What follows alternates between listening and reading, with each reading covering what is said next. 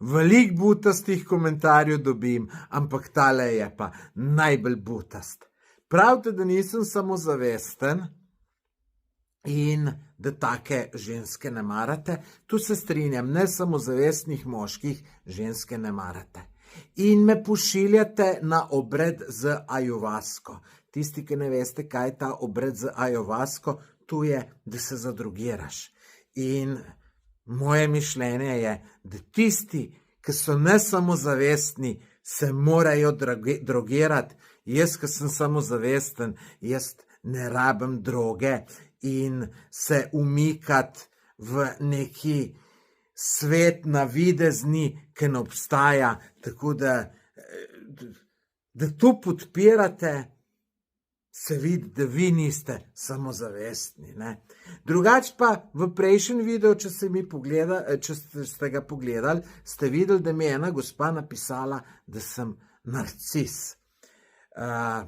Narcisi ponavadi so samozavestni, dobro, mogoče je tudi lažna samozavest, to ne vem.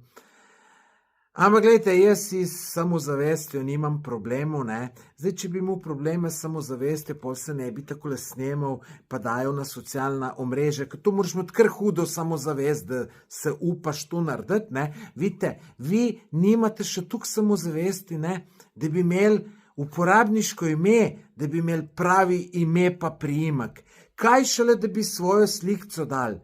In lepo vas prosim, ne mi vi govorite o samozavesti, ker če kdo tukaj nima samozavesti, jo nimate vi, in če kdo rab kakšnega terapevta, potem ga rabite vi. Čeprav, kar se tiče teh terapevtov, je tako, ne. V Ameriki ima vsak bogataš 2 ali pa 3 zelo dobra psihiatra, ki jim mogoče več kot 1000 evrov na uro plačujejo.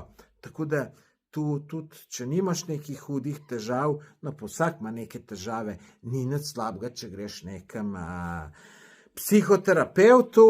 Glejte, vsak ti lahko kaj dobrega svetuje, ne, ampak tistale ajovaska, ne, to je pa neumnost, spodbujanje ljudi k drogiranju, pa take zadeve. Lepo vas prosim, da vas ni sram, da take neumnosti pišete, ne.